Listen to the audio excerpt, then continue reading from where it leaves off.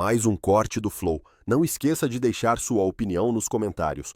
Então o Lula, ele tá, vamos dizer, voltando a se assanhar. Uhum. Acho que é uma coisa de curto prazo, porque eu acho que, vamos dizer, a gente terá problemas econômicos e eu não acho que você vai ter uma reversão da popularidade dele, uma reversão intensa. Uhum. Logicamente que ele acredita numa mítica dele, por exemplo, em 2004, 2005 ele estava muito queimado no começo do ano por conta do mensalão e ele, com o efeito Bolsa Família e com o crescimento econômico que veio já a partir de 2004, ele já começou a apontar. Então ele fala, pô, vai ter um Fênix aí comigo, né? Um cavaleiro de Fênix. Ele não é, mas tudo bem. Mas ele dá aquela animada. Mas eles estavam ensaiando muito o Haddad nisso. Teremos nós. A gente vai ter a candidatura. Até comentei assim, mal... Dá tempo? Dá. O partido, ele foi protocolado no TSE para ser julgado sexta-feira da semana passada.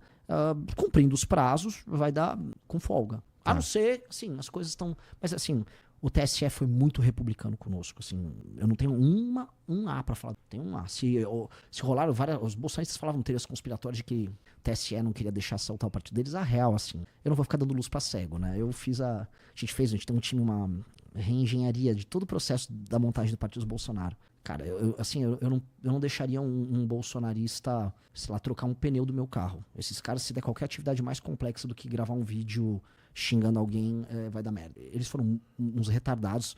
E além de serem retardados, eles ficavam culpando o tribunal e os cartórios por erros que eles estavam cometendo. Assim, enfim, não vou dar luz pra cego pra eles, mas a gente olhou e falou, que idiotas. E o TSE, dentro do papel que cabe a ele, nos tratou de maneira cordial, tirou as dúvidas que a gente precisava. Então a gente vai... Acho que não tem motivo nenhum pra a gente ter problema. Entendi, então dá tempo pra vocês participarem das eleições. Uhum. E aí vocês já pensaram em quem que vai ser? Ou estão pensando ainda? Estão pensando por mim, cara. Isso é uma droga. Porque eu não queria... Estão falando assim, a gente já fez o convite... Eu já fiz vários convites pro Danilo Gentili. O Danilo representa muito a energia nossa de todo esse processo desses 10 anos. O cara que não ficou alinhado com... Ele sempre foi antipetista, inimigo dessa censura toda que ele mesmo passou, humoristas passam. Sofreu perseguição do bolsonarismo, arrumou briga com o bolsonarismo. Ele é um cara muito símbolo disso tudo, além da projeção que ele tem, além de ser um cara com um caráter do cacete. Tem o Cristiano Beraldo, que é um empresário de sucesso, um cara que trabalha conosco já há bastante tempo. Hoje ele é um dos âncoras do Pingos nos Is na Jovem Pan. Cara brilhante, que tem uma ideia de Brasil, uma ideia de recuperação do Brasil via infraestrutura que é única. E eu nunca quis. E aí ficam aí, o Renan tem que ser candidato, e eu só vou se o time quiser. Não falo pra você, não gostei, não tô fazendo cu doce. Eu nunca fui candidato a nada. Eu poderia ser candidato a deputado, nunca fui candidato a nada. Agora, se me jogarem a bomba, eu vou fazer o melhor possível. Porque assim, eu tenho uma coisa, Igor. Eu gosto de imaginar soluções. Eu gosto de pensar, assim, o que eu tô fazendo isso aqui com você, tipo assim, solução pra essa questão da compra de voto, vamos imaginar soluções. Então eu vou ficar imaginando soluções e vou tentar divulgar, se me quiserem. Só que eu falei pra galera, se eu for candidato, só serei, assim, sem filtro algum, e pra falar esse tipo de coisa que a gente tá tratando aqui, e outras atrocidades, e atrocidades mais concretas, sem abrir concessões. Porque aí seria uma candidatura puro sangue. Mas não é mais ou menos o que o Bolsonaro estava falando que ia fazer também? Não, porque não havia nada de revolucionário que o Bolsonaro estava propondo. Ele só falava generalidades. Esse Brasil, se tirar esses ladrões daí, vai ficar muito melhor. Tá, mas isso significa... tira esses comunistas. Tá, a gente tem que falar isso em termos mais concretos. Por exemplo, tem que matar esses vagabundos. Tá, vamos ser claros. O que significa matar esses vagabundos? Vamos falar, por exemplo, sobre eliminação do crime organizado no Brasil? O que significa eliminar o crime organizado no Brasil? O que a gente tem na nossa legislação? Seria uma declaração de guerra contra o crime organizado? Mas não uma guerra metafórica. O que seria uma guerra? Tipo, vamos pegar o Estado brasileiro, vamos declarar, por exemplo, que essas facções que ocupam o território brasileiro são, por analogia, nações invasoras? Vamos tirar a titularidade dos direitos e prerrogativas dele enquanto cidadãos brasileiros, porque eles não são cidadãos brasileiros. O Marcola não é cidadão brasileiro, ele é da PCClândia, assim como o Marcinho VP também é. Não à toa o Oruan, que hoje, pra ver como as coisas estão conectadas, o Oruan saiu um pedido de prisão, mas ele foi alvo de uma operação porque ele estava andando com o maior ladrão de carro do Rio de Janeiro e achando isso a coisa mais normal do mundo, que é do Comando Vermelho ladrão de carro, e ele avisou num vídeo que ele gravou, você deve ter visto. Se eu estivesse no Complexo da Penha, o Reis não faria isso. Sim, porque o Complexo da Penha é como se fosse um território que você controla e que a polícia não entraria lá. Sim, como se fosse outro país. Então, sim, a gente talvez tenha que declarar guerra a essas facções e eliminá-las, prender ou matar as lideranças dessas facções de maneira muito clara, reocupar o território e desfavelizar esses locais. Isso eu acho que é um um discurso sério e duro e enfático sobre guerra ao crime. O que é o direito penal do inimigo? Quem é Günther Jacobs, que é o pai dessa ideia de uma espécie de um direito penal que separe o cidadão, a pessoa que está disposta a cumprir a lei e que pode cometer crime. Um cidadão que aceita a lei brasileira, ele pode cometer um crime e pode ser punido, ele tem o direito de defesa. Agora, um cara que, no fundo, a prática recorrente de crime dele não reconhece a existência do Estado, por exemplo, um terrorista que ele tá, sei lá, montei uma célula terrorista na França. Essa célula terrorista não reconhece o direito da França existir. Ele quer fazer uso de, vamos dizer, das maneiras mais atrozes de causar dano em nome da causa dele. Esses caras não podem ter direitos e prerrogativos. O direito tem que ser sério e rápido. Você tem que quebrar o sigilo dele rápido. Se ele for preso, ele tem que ter penas desproporcionalmente altas. O direito penal do inimigo, que em grande parte ele foi aproveitado em várias nações desenvolvidas, civilizadas. O Günther Jacobs, se eu não me engano, ele foi do Tribunal Constitucional, tipo uma espécie de STF alemão. Alguém no chat aí pode corrigir. Ele é professor até hoje. A gente está falando de uma medida que entende, assim, existe um tipo de ação, um tipo de organização humana que ela não reconhece nem a autoridade do Estado e que está disposta, por não reconhecer, a fazer o que for. A gente tem que ter o direito penal do inimigo para figuras que não são cidadãos, são um inimigo. Para mim, o Marcola não é um cidadão. Ele é um inimigo. E ele não pode ter direito às mesmas prerrogativas de um cara que, por exemplo, cometeu um outro crime, um crime até grave, mas que é um cidadão. Esse tipo de coisa, talvez, dado, vamos dizer, o estado de anomia que a gente vive e o grau de infiltração do crime organizado na realidade brasileira, este tipo de coisa talvez vai precisar ser feita pelo presidente. Mas eu fiz essa volta toda e foi legal. Mas por que eu fiz? Pra mostrar pra você que o que o Bolsonaro falava era tipo, vamos matar uns caras aí. Mas ele não andou com nada em matéria penal. Quando o Moro tinha um pacote anticrime, ele mesmo ajudou a subverter o pacote anticrime. Então ele não tem... Ele só tem uns chavões, e as pessoas, como ele é radical, ele tem uns chavões. Onde ele tentou exercer o radicalismo dele foi quando ele tentou construir aquela tese da urna e depois, a meu ver, ele tentou, porque ele tentou mesmo, ele tentou construir um golpe de Estado ali. De resto, ele era um bobalhão. Ele é um tio bobalhão, é como você pegar aquele taxista que vai falar umas coisas engraçadas no carro, ou teu tio num churrasco, um avô, e ele repete essas coisas, as pessoas acham carismático, mas se você tirar ali, não tem nada atrás. Cadê um grupo dele que estuda uma matéria pra fazer algo radical? Não tem, não é radical. Bom, ele começa lá falando sobre... Bom, mas a gente já vai falar disso, porque tu mencionou esse lance de como lidar com as facções criminosas aqui no Brasil, ou como lidar com as facções criminosas. Cara, como fazer? Isso daí que tu tá propondo é bastante radical, né? Tem que ser. Como fazer? Eu acho que isso daí, eu suponho que isso daí tem que ser feito de uma maneira cuidadosa, por quê? Nada me garante, dado a maneira como funciona o Estado brasileiro, a sociedade brasileira, que isso não será usado de uma forma perversa para fuder a galera que não necessariamente tem a ver com essas facções criminosas. Por exemplo, um inimigo de um juiz que, sei lá, o cara comeu a mulher dele, ele vai... Isso aconteceu já, esse caso assim no Brasil já. Então, como é que lida com isso de uma forma humana, no fim das contas? Eu fazendo até meio com uma provocação contra o que você usou. Tudo me garante que, mantendo as coisas como estão, a gente só vai se fuder.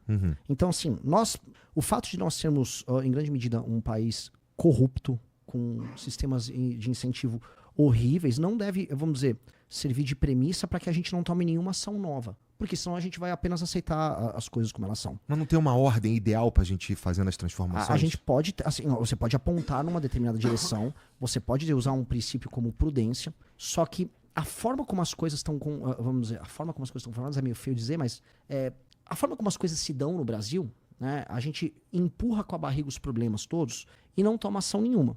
E fica com medo de tomar uma ação enfática. Nações problemáticas como a nossa, a gente acaba trazendo o caso de El Salvador, e tem as pessoas que têm as críticas e tal, mas o fato concreto é, uma nação como El Salvador enfrentou esse problema e resolveu. Uma nação muito menor, tá, beleza. A questão é, não há outra maneira que não a força hoje para você desalojar as facções criminosas, vamos dizer, diárias que devem, vamos dizer, congregar de 16 a 23 milhões de pessoas. Que são as periferias das grandes cidades brasileiras. Não há praticamente nenhuma periferia de grande cidade brasileira que não seja dominada por uma facção.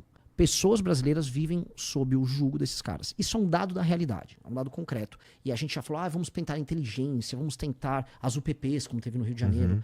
Vamos tentar vamos conversar com as pessoas. Não rolou. Não rolou, por várias razões. Igor, a gente pode fazer uma construção. Se você tiver saco, fazer tem uma construção histórica disso que é legal. Que é um insight que a gente trata no livro amarelo. Eu tenho saco. Tem. Então, assim, pensa assim, aqui, eu até posso pegar ali um fascículo, mas Você pode pegar se tem quiser também. os números meio que de cabeça. Tá. De 1910 até, por volta, sei lá, de 2000, a criminalidade no Brasil cresce coisa de 4 mil e poucos %. Lógico que teve aumento das notificações, delegacias e tal. Todos os tipos de crimes. Os crimes estouram. E o gráfico mostra, assim, ó, desenvolvimento percentual de crimes por 100 mil habitantes. Se você for pegar, né, a coisa estoura aí. Anos 60 ele já tá, né, com uma massa crítica crescente. 70, 80, 90 estoura. Pum. Né? Por mais que 85 aqui é o pico, mais ou menos. E o que acontece? O que aconteceu no Brasil nesse período? Né? A gente pode falar várias coisas. O boom econômico dos militares caiu, tal, mas houve um fator que alterou a dinâmica e a paisagem de todas as cidades. O êxodo rural. Milhões de pessoas saíram de cidades pequenas e foram mudar para cidades grandes. Especialmente São Paulo, Rio. Isso aconteceu demais, mas aconteceu em todas. Salvador aconteceu, Recife aconteceu. Por várias razões. Tem mais emprego, você tem, vamos dizer, um serviço de assistência social melhor nas capitais. Então as pessoas foram para atrás de emprego.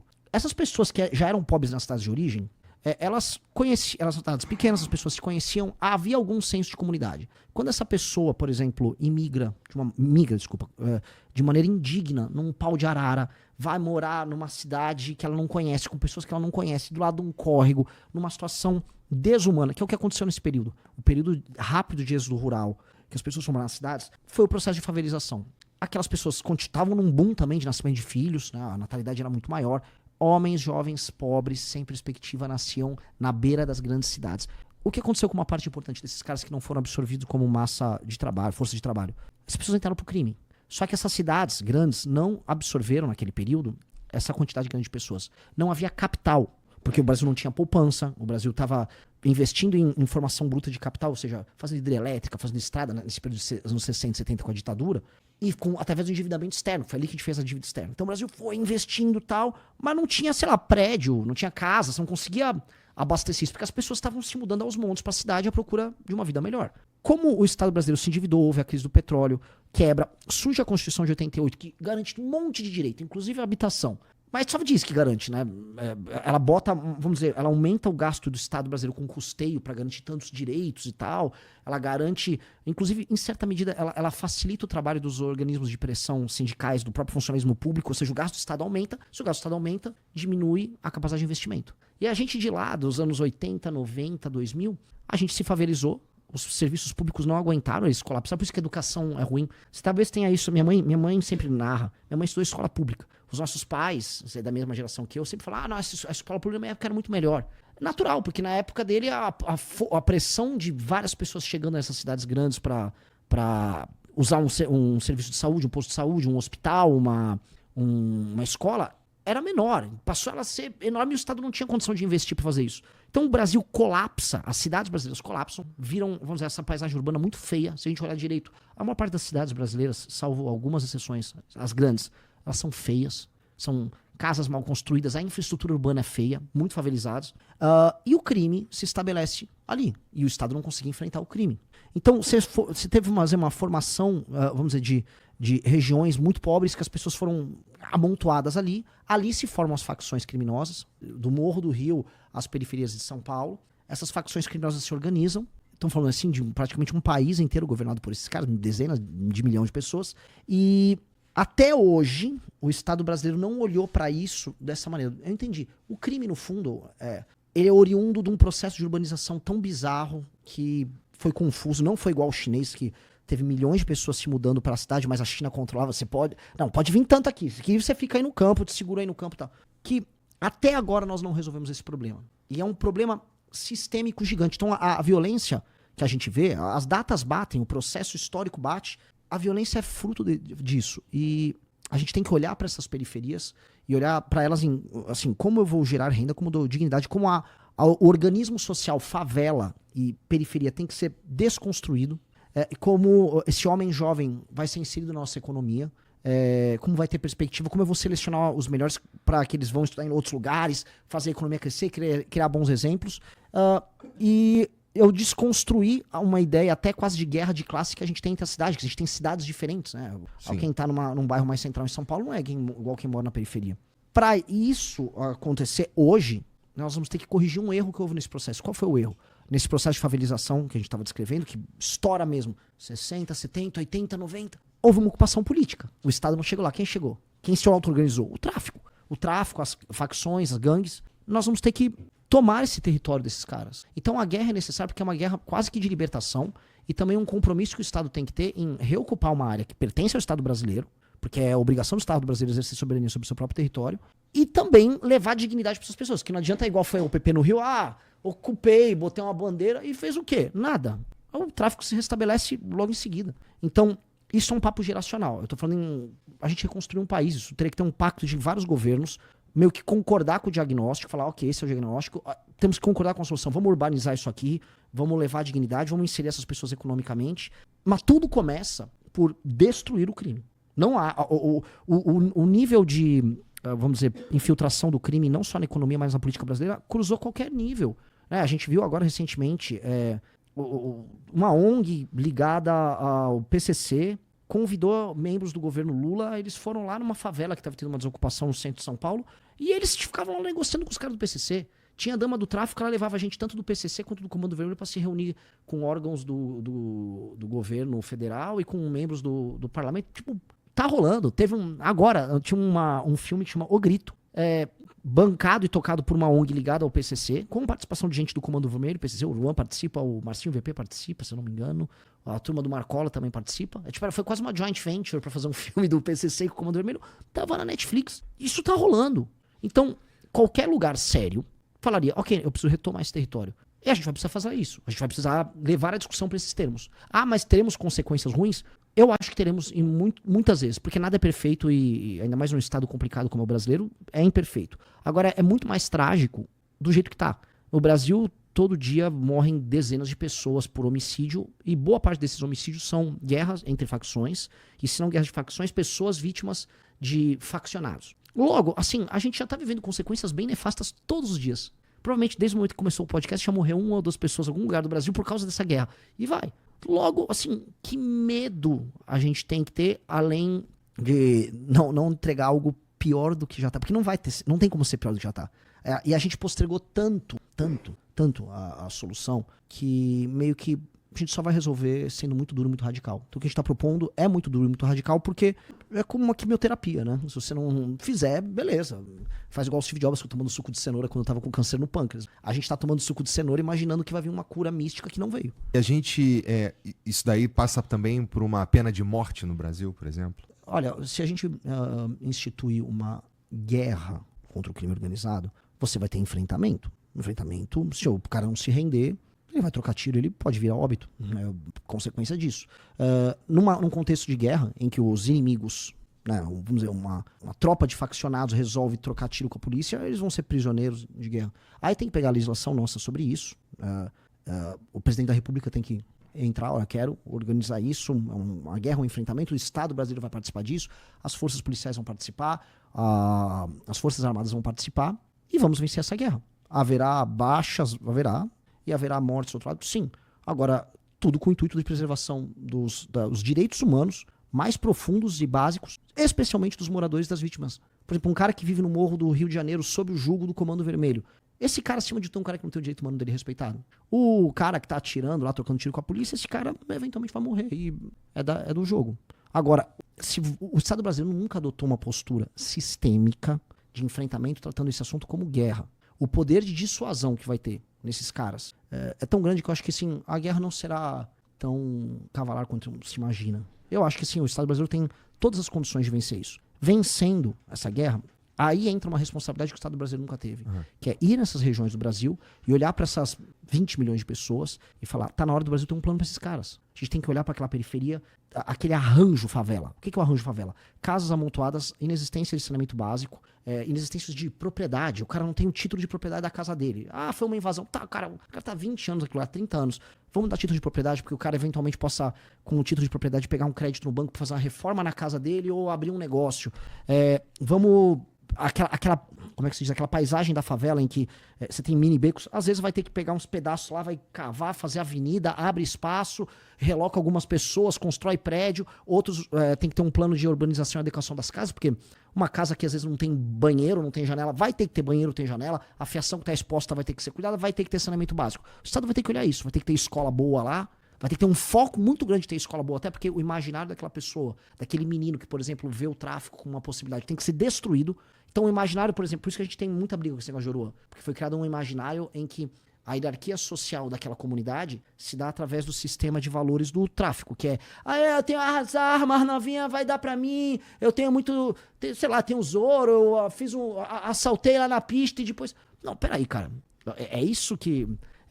Isso é um sistema ideológico que justifica uma relação social que tem ali. Isso tem que ser desconstruído. Esporte pra caralho. Tem que ser um investimento assim, o Estado brasileiro vai gastar 30 anos adequando isso, tratando essas pessoas como prioridade. E pra isso tem que ter poder de investimento. Então, a gente não tava falando aqui que a gente não consegue investir. É isso. Vai ter que ser isso. O Estado brasileiro vai ter que ter capacidade de investimento. Então, se a gente não tiver reformas muito grandes que mexam no custeio desse Estado pra abrir espaço pra isso, a gente não vai fazer nada. Só que aí um presidente que propõe, eu vou acabar com o tráfico, eu vou passar rap em geral. E eu vou banhar essa porra. Você mora numa favela, você mora em Paraisópolis aqui. Cara, vocês vão ser a nossa prioridade do ponto de vista do investimento. Agora, me ajuda a enfrentar o juiz que ganha 200 pau por mês. Tem que ser esse o papo. Eu tenho que enfrentar o juiz que ganha 200 pau por mês. Eu tenho que cortar a mamata das emendas de 50 bilhões. Eu tenho que fazer caber no orçamento mais 200, 300 bilhões. A gente vai ter que achar aí. Né? Só da gente aumentar a credibilidade, os juros podem baixar, você tem uma questão de dólar e real e tal, você diminui o quanto você vai pagar dívida, a rolagem fica mais fácil, você aumenta o espaço de investimento. E aí vamos investir certo. É isso, cara, ou a gente nunca vai ser nada. Meio que assim, como país a gente não tem nenhum sentido. Não tem nenhum sentido de ficar vivendo essa vida bizarra, tudo tem que ter grade. O gasto que a gente tem mensal de uma família brasileira com segurança e os comportamentos paranoicos que a gente adota, a gente já nem percebe mais que a gente naturalizou. Tipo, você tá na rua... Minha esposa não sai mais de aliança. Aí esconde o celular, é o vidro com se não tem... Não é o cabelo, mas como é que chama aquele negócio? Não, a película. A película que tem que ter no vidro do carro. Toda a casa brasileira tem muro. Tipo... Toda casa brasileira tem muro. A gente nem percebe mais isso, porque se tornou até uma coisa tipo, aquela casa tem um belo muro. Porra, por que tem a porra do muro? Por que tem aquelas janelas de aço que tem que ter um gradil pra um cara não invadir ali? Então, vamos dizer, quanto do nosso dia e quanto do nosso orçamento a gente não gasta pra se proteger de um crime? Ou seja, quanto do nosso PIB não é perdido, ou quanto de produtividade a gente não perde simplesmente com medo de ser roubado? A gente já nem se dá conta disso. E isso não é vida. Isso não é vida. Assim como o cara que é um entregador ou um cara que é Uber, que ganha pouco e rala pra caramba, olha no fim do mês e olha no fim de 2 anos de trabalho e fala, isso não é vida. E do jeito que tá, o sistema de incentivos hoje no Brasil, não vale a pena ser brasileiro. Eu entendo todo mundo tá indo embora. Não vale a pena. E a gente montou o partido, por isso que por que o partido chama missão? Porque é uma missão, um tiro curto. É fazer essa série de coisas, não deu certo, velho. Eu não vou ficar com 60 anos, Renan, fiz um acordo, mas não tenho saco. Não tenho saco. Eu tô pobre em termos, até hoje. Não quis ganhar dinheiro com essa merda. Meu tesão não é, eu amo o povo. Eu quero botar meu nome na história. Eu quero fazer essa porra só porque eu quero botar meu nome na história. Essa sua vaidade é essa vaidade. Eu quero fazer um negócio muito grande e ser lembrado depois e só. Entendi. Esse foi o corte. Quer ver o conteúdo na íntegra? Todos os links na descrição. Não se esqueça de deixar sua opinião nos comentários, deixar o like e compartilhar.